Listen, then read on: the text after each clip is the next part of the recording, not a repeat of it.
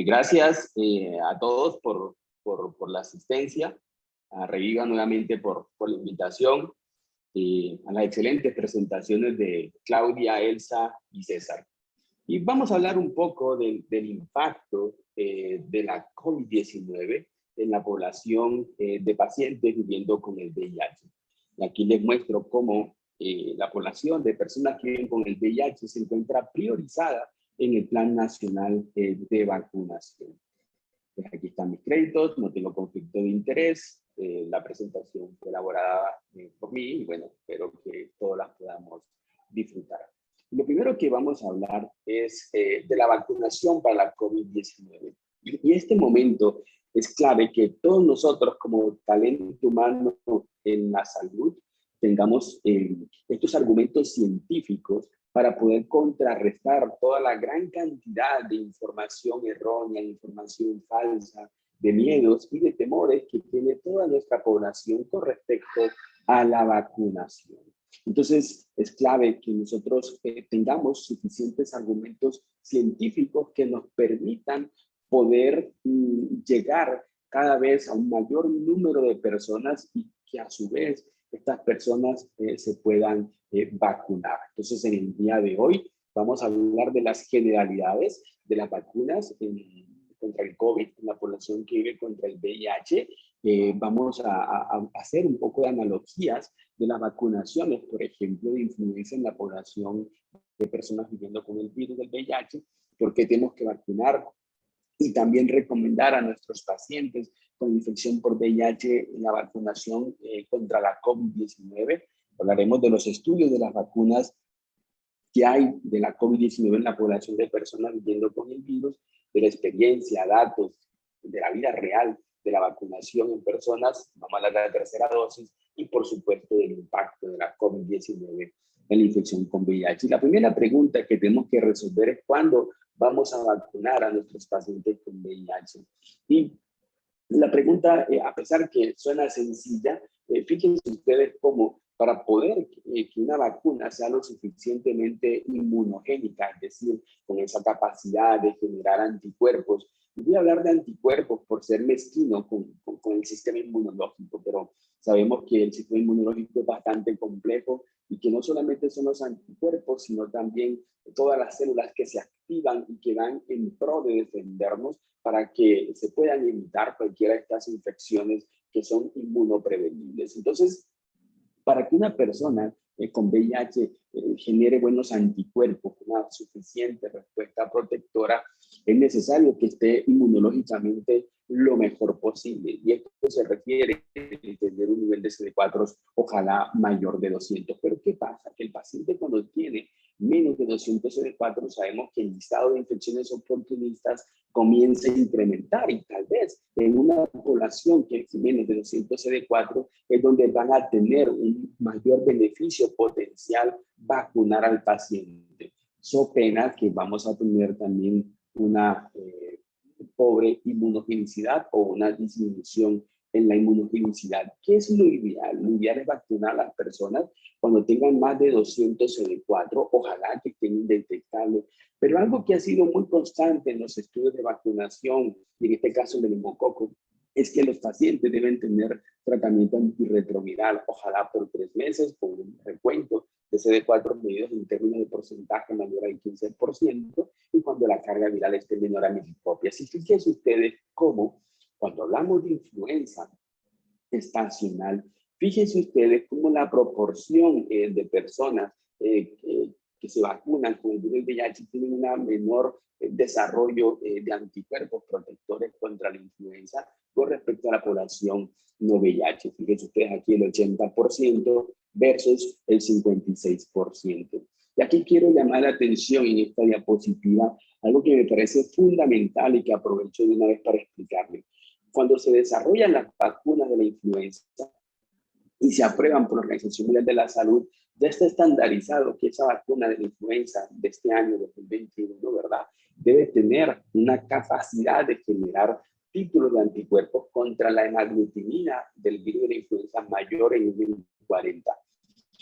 Bueno, Todavía en COVID no se sabe cuál es el título de anticuerpos límite óptimo o el título de anticuerpos que debemos alcanzar que nos pueda ofrecer esa protección contra la enfermedad y sus complicaciones o contra la posibilidad de infecciones. Se están evaluando, hay varias plataformas de anticuerpos, todavía no se está recomendando realizar un seguimiento rutinario de los títulos de anticuerpos a las personas ya vacunadas contra la COVID-19, pero seguramente vamos a tener en los próximos meses mayor información que nos permita poder entender mejor cómo es el proceso de la vacunación, cómo optimizar la vacunación y cuáles son esos títulos de anticuerpos óptimos que debemos alcanzar en aquellos que están vacunándose contra la COVID-19.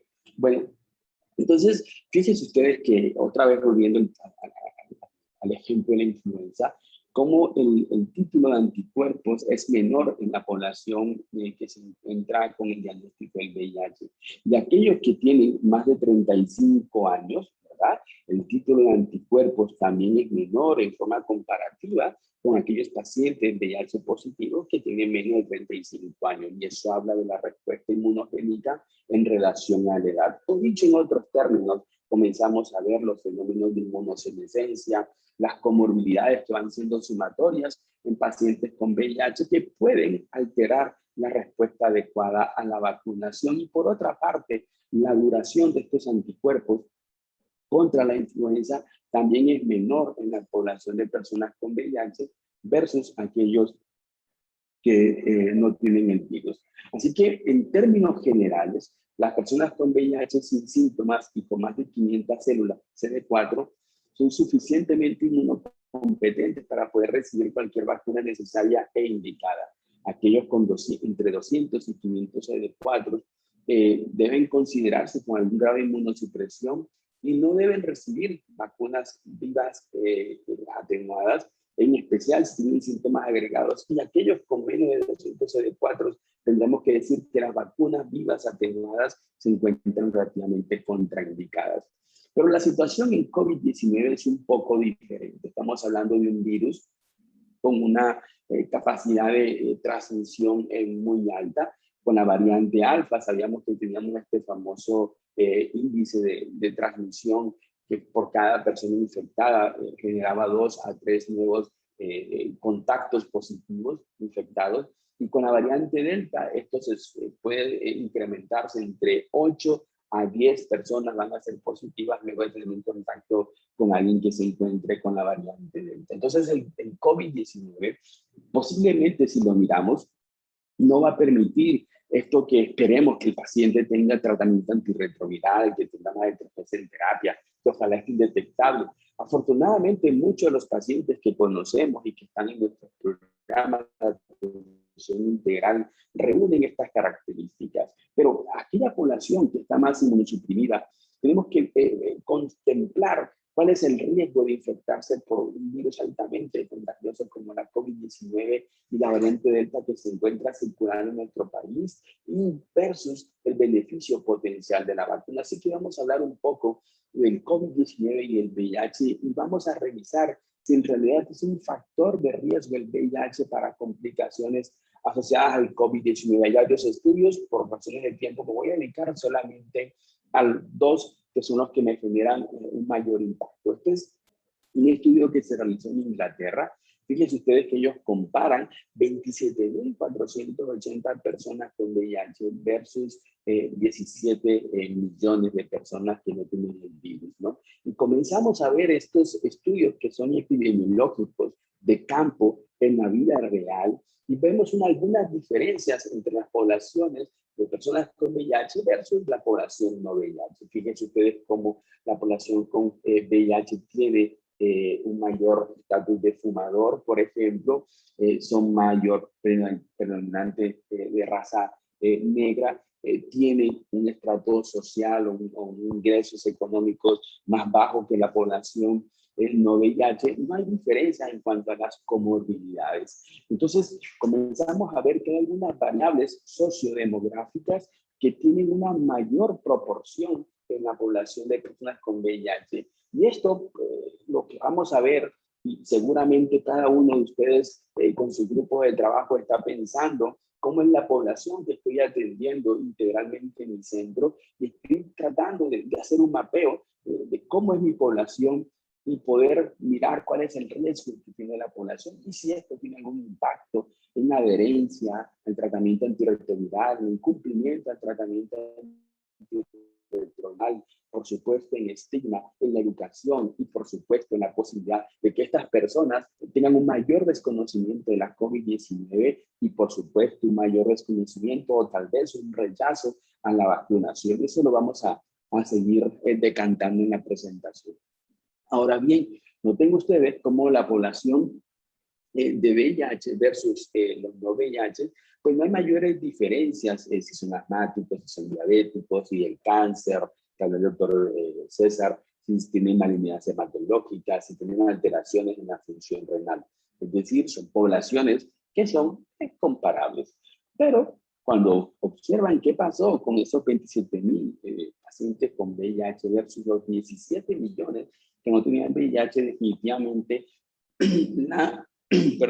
la mortalidad es mayor en la población de personas con VIH, pero las comorbilidades son iguales. Tendrá el estatus de fumador, la condición socioeconómica, la raza, algo que ver con esto, y posiblemente fíjense ustedes cómo ya en los análisis de regresión logística, cuando ajustan todas estas variables, cómo se puede observar que la sumatoria de comorbilidades definitivamente genera un mayor impacto en la mortalidad, que la raza negra también, que la edad menor de 60 años, perdón, tiene un mayor riesgo también de tener comorbilidades, y cómo el tener cada día o sumatoria de comorbilidades puede generar un mayor impacto en la mortalidad. Así que hasta aquí tenemos que decir que el VIH per se sí se asocia a un mayor impacto y una mayor mortalidad asociada a la COVID-19.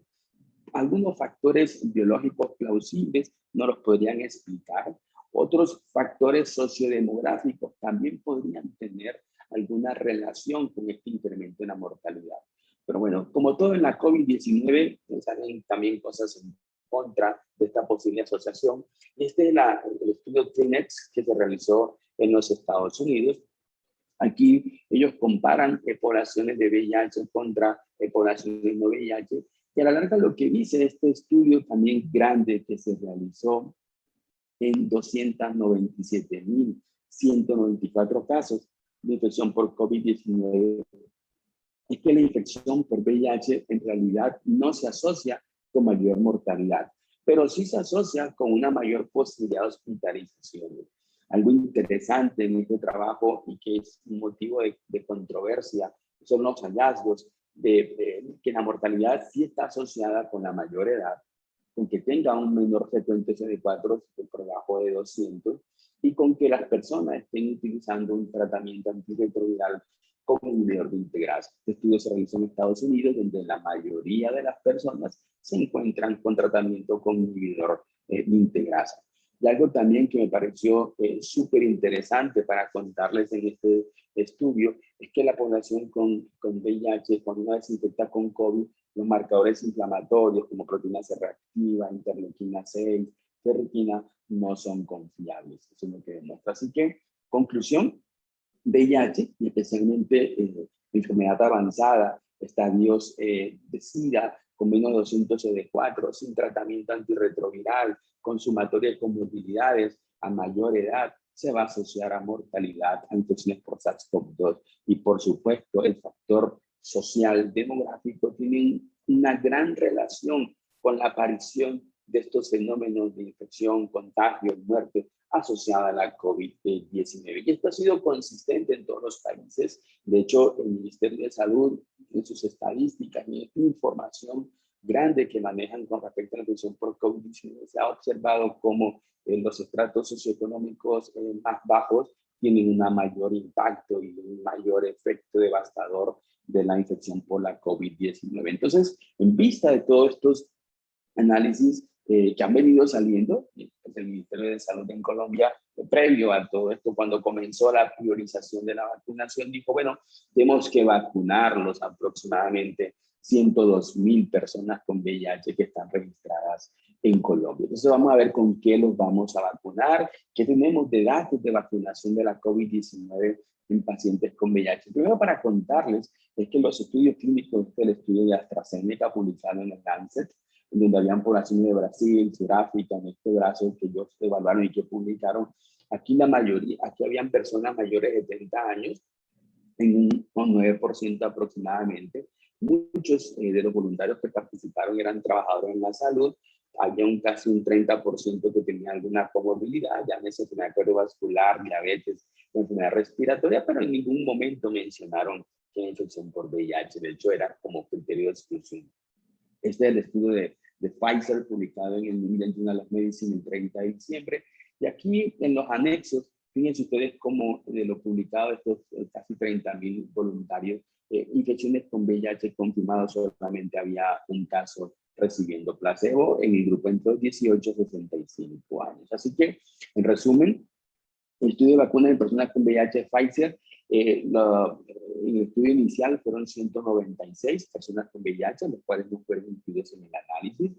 Moderna 176, aunque no fueron incluidos, en los anexos mencionan que la eficacia fue del 100% de la vacuna Moderna.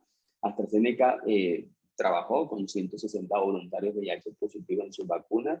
No incluyeron en el análisis los resultados del efecto de la vacunación en la población con VIH. Y Janssen fue el que más involucró, fueron 1,218 personas con VIH positiva, de lo que era el 3% de todos los participantes. De estos 1,202 les dio COVID en el grupo que estaba vacunado y 4 les dio COVID en el grupo placebo. Eso es como una información preliminar. Y hasta aquí teníamos que decir que teníamos muchas sombras con respecto a la vacunación en personas con VIH. El famoso estudio de Israel, donde comparan casi 600,000 personas vacunadas versus otros 600,000 no vacunados, que ellos hacen un control de las variables en donde tratan de evidenciar, ¿no?, el efecto en la vida real de esta vacunación de Pfizer, que sabemos que es el 94%. Fíjense ustedes que aquí, cuando hablan de las comorbilidades que evaluaron, en ningún momento aparece aquí infección con VIH.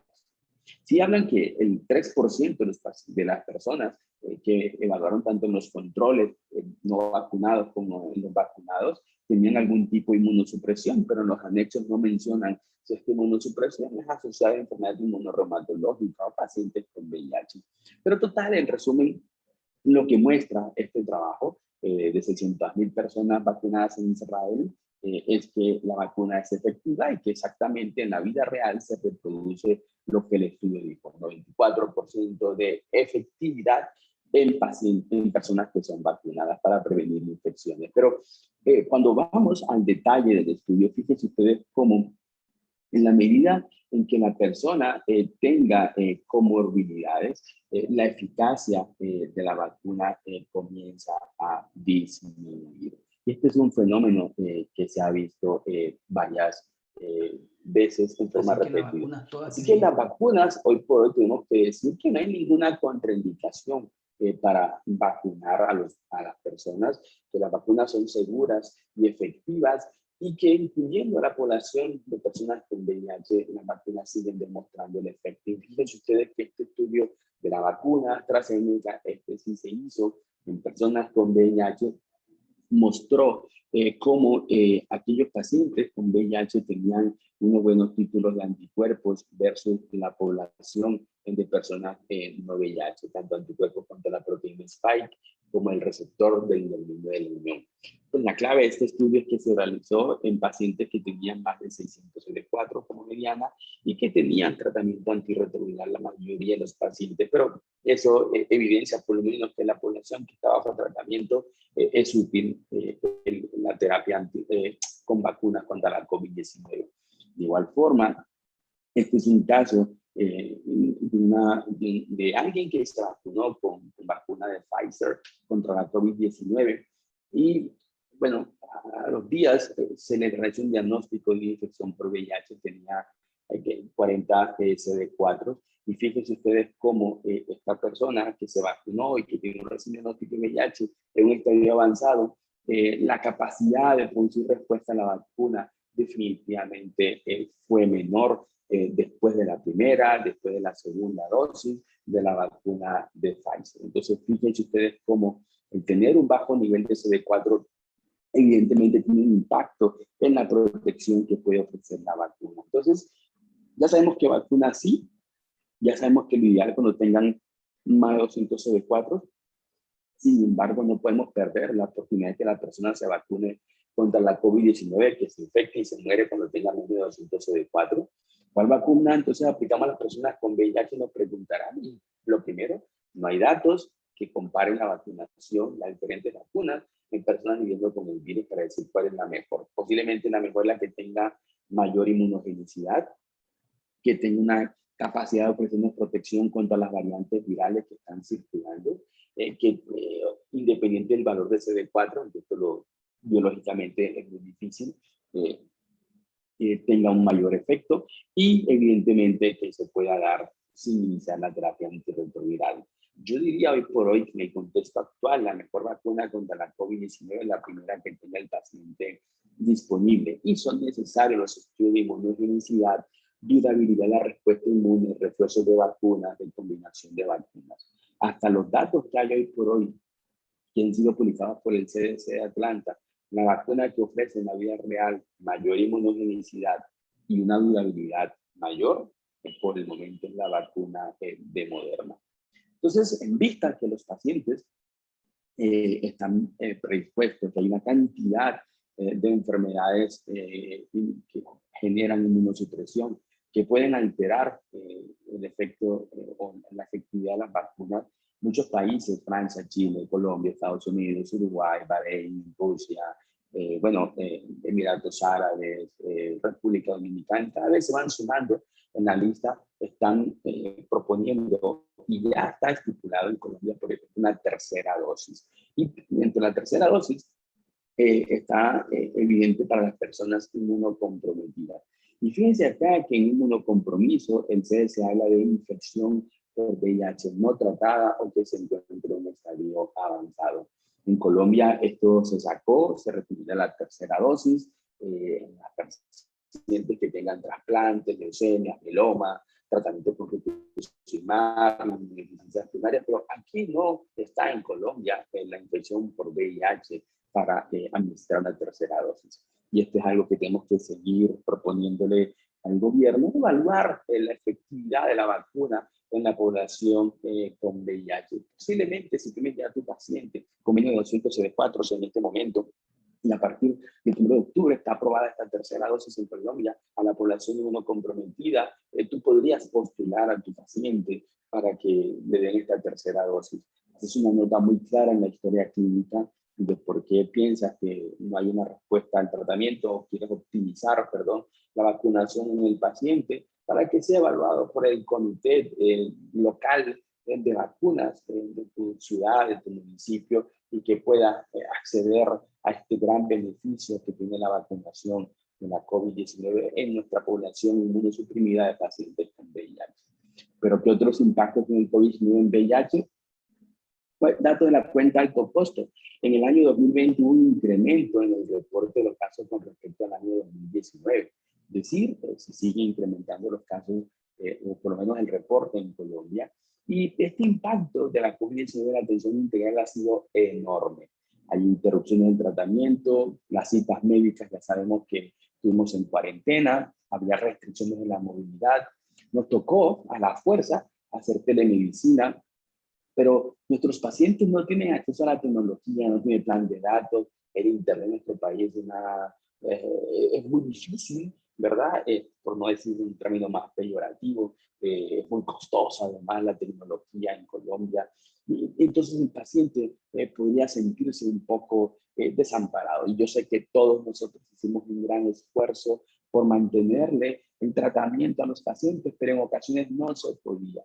En la cuarentena, además, exacerbó la ansiedad, la depresión, el incremento de sustancias alcohólicas, de drogas, inclusive el acceso a la salud con todas estas restricciones llevó a que no se hicieran los diagnósticos de una manera temprana, a que las personas no consultaran o no se hicieran las pruebas de VIH, a que no había autotesteo en el país, todavía no lo hay, y eso también es una gran limitante para poder tener una oportunidad mejor en el diagnóstico de las personas.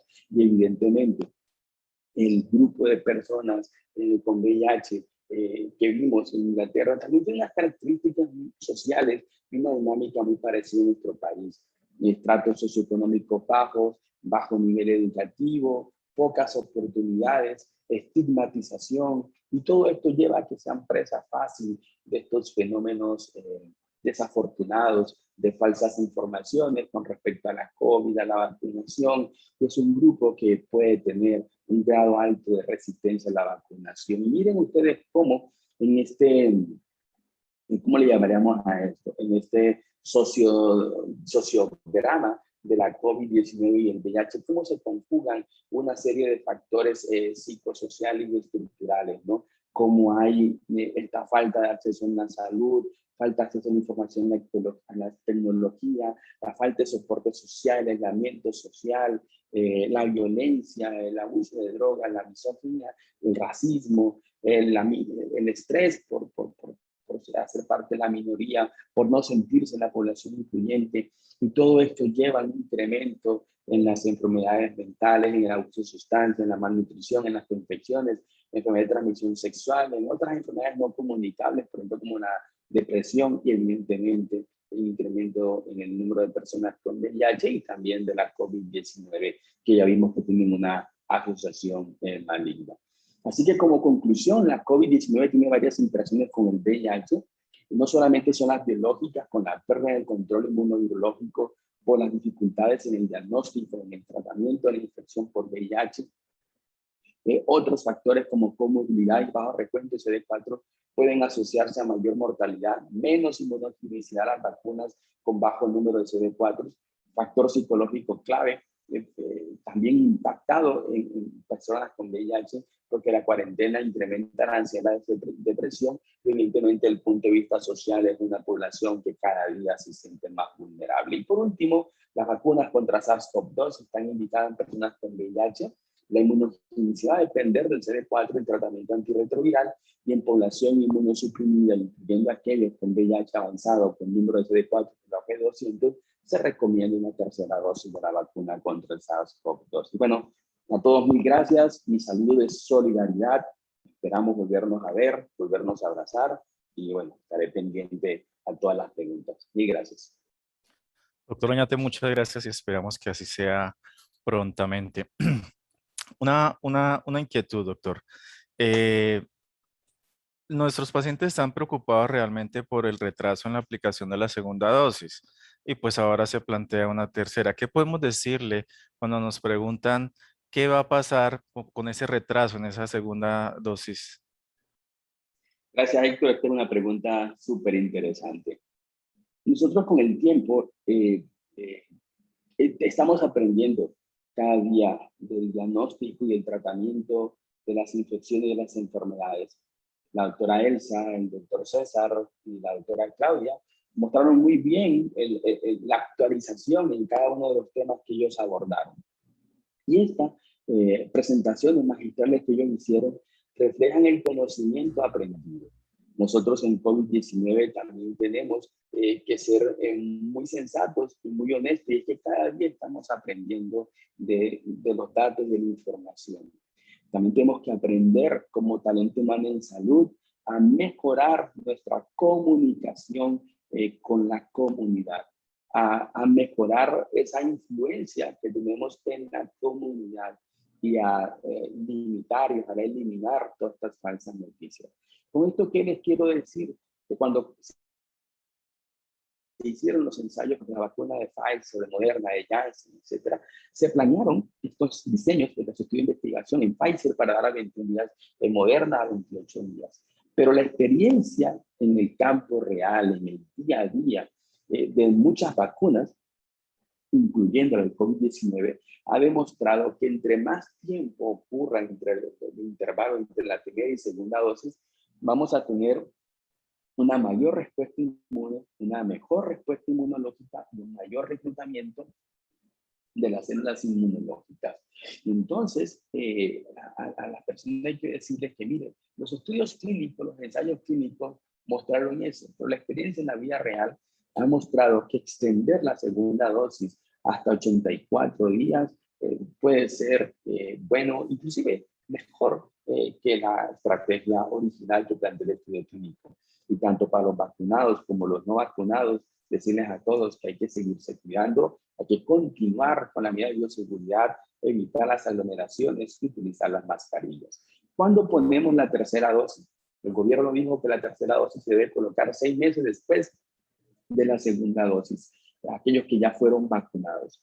Y aquellos que aún no están en el proceso de vacunación y que de pronto tienen menos de 200 CD4, recuerden que el esquema sería una dosis, por decir algo hoy, la otra dosis en un mes y la tercera dosis 2 meses después de esa segunda dosis. Perfecto, doctor. Hay una pregunta del doctor Luis Blanco, se la leo textualmente. Hay un estudio publicado en Lancet sobre el aumento de riesgo de contraer VIH asociado a vacunas que usan vectores de adenovirus. ¿Sería prudente evitar este tipo de vacunas en cierto tipo de población y emplear aquellas que son RNA mensajero o virus inactivo? Gracias, doctor Blanco, por la pregunta. Y bueno, la respuesta corta es no. No hay ningún riesgo de infección por VIH transmitida a través de las vacunas de adenovirus. Lo que pasó en realidad es que la vacuna que creo que era de Sanofi o de GSK, bueno, no recuerdo cuál de los dos productores estaban haciendo este ensayo clínico de esta propuesta de vacuna, este prospecto de vacuna. Ellos utilizaban un vehículo dentro del componente de la vacuna contra la COVID-19 que tenía una reacción cruzada con la P24 del VIH. Entonces, personas que habían sido o que participaban en estos ensayos clínicos me hacían las ELISAs y los ELISAs salían positivos, pero un ELISA falso positivo disparado por ese componente vacunal. Entonces esto llevó, entre otras cosas, a que la vacuna en realidad no pasó la fase 1 de investigación, no fue lo suficiente inmunogénica, a parar el estudio clínico y a recomponer toda la fórmula de la vacuna, y estamos pendientes de una nueva reformulación de esta vacuna para que pueda ser utilizada en ensayos clínicos y ojalá pueda ser aprobada. Perfecto, doctor. Muchísimas gracias por su excelente presentación. El doctor Blanco tiene otra pregunta. ¿Existe preocupación sobre el riesgo de disminución en la eficacia de la segunda dosis de vacunas que emplean vector de adenovirus? Pues podría aumentar títulos de anticuerpos contra adenovirus en la segunda dosis a comparación de coronavirus. ¿Cuál es su opinión sobre dicha teoría? ¿Sería mejor emplear segunda dosis y tercera de RNA mensajero en aquellos que recibieron AstraZeneca y Janssen? Y yo le adiciono a esto. Ahí todavía sigue sin haber evidencia en mezclar vacunas? Bueno, no, súper. Entonces, volvemos. En estos momentos de gran información del COVID-19, vamos a sentarnos con el paciente que está con VIH y vamos a ser sensatos con nuestro paciente. Y esto es una consulta original de una persona con VIH que está allí contigo en el consultorio y que tú le vas a decir por qué tiene que cambiar el tratamiento antirretroviral. Y lo que le vas a decir es basado en toda la experiencia clínica, pero viene también de ensayos clínicos controlados y de una gran información que es positiva para nuestro paciente. Eso mismo tuvimos que interpretarlo en el COVID-19. Yo sé que hay mucho desespero, mucha angustia y que todos queremos salir de esta situación como sea o lo más pronto posible, ¿no? Entonces, siendo sensatos, los estudios de la tercera dosis se han hecho con vacunas de RNA mensajero. Eso es lo primero. Entonces, la tercera dosis, lo ideal sería que se administrara RNA mensajero. Evidentemente, en Rabo Pelado no hay una nevera, un ultrarrefrigerador que me permita llevar en ultracongelación esa vacuna de RNA mensajero. Entonces, tenemos que adaptar un poco estas recomendaciones también al contexto geográfico y al acceso a la salud. Y en este sentido, la tercera dosis en poblaciones que son muy lejanas, donde no hay posibilidad de poder conservar el componente vacunal de RNA mensajero, se puede administrar con una vacuna, bien sea de CoronaVac o con una vacuna de Janssen. El estudio de la segunda dosis de Janssen, el resultado preliminar, bueno, la información de prensa de la compañía dice que administraron la segunda dosis 2 meses después de la primera de Janssen, incrementan la respuesta prácticamente a un 94% de eficacia en los Estados Unidos y un 71% de eficacia en el resto del mundo. Y contra hospitalización, complicaciones y muerte, 100% tanto en los gringos como en los países. Yo tuve la oportunidad de participar en ese estudio de esta vacuna Janssen que les estoy contando. Estamos esperando la publicación oficial y que esto pueda ser también observado, estudiado por las autoridades en salud competentes, por autoridades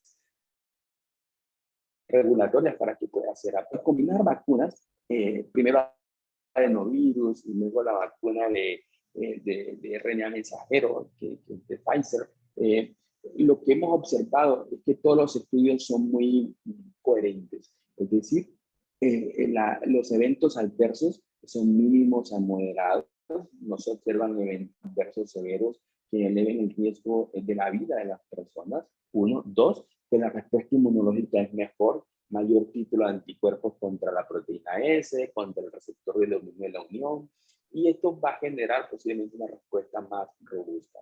Sin embargo, todavía no está recomendado combinar estas vacunas de primera y segunda dosis, primero adenovirus y luego RNA mensajero. Es clave seguir cuidándonos para esperar los resultados de estos estudios clínicos y podamos ofrecerle a las personas una mejor alternativa de vacunación contra la COVID-19.